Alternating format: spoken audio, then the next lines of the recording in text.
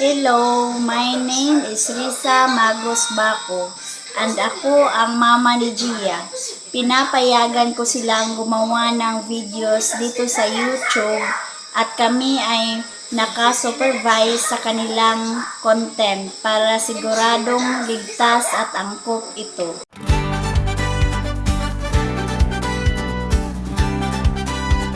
Nagbabalik po ang Sunday Spark Live.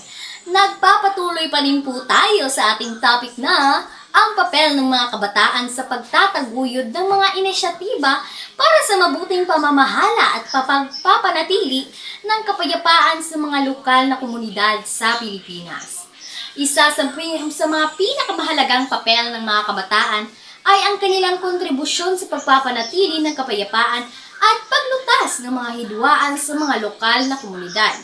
Maraming youth-led na organisasyon ang nagpapatakbo ng mga programa tulad ng mga workshops sa pagpapakapayapa, mga gawain na nag-uugnay sa mga magkasalungkat na grupo, at mga aktibidad na nagtataguyod ng pagkakaunawaan at pagtutulungan sa pagitan ng mga mamamayan na may iba't ibang pananaw at pinagmulan.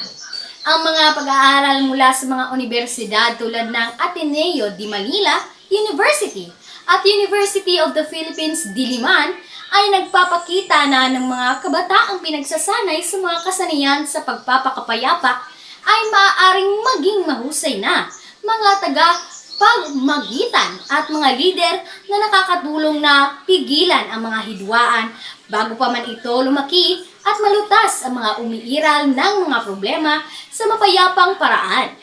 Maraming komunidad sa mga lugar na dating nakaranas ng kaguluhan ang nagsasabing ang paglahok ng mga kabataan sa mga inisyatiba para sa kapayapaan ay nakatulong na palakasin ang pagkakaisa at pagtitiwala sa pagitan ng mga mamamayan. Bukod pa rito, ang mga kabataan ay kadalasang nagsisilbing mga modelo ng mabuting asal at respeto sa mga kapwa na nakakatulong na palaganapin ang kultura ng kapayapaan sa kanilang mga komunidad. Magbabalik po ang Sunday Spark Live!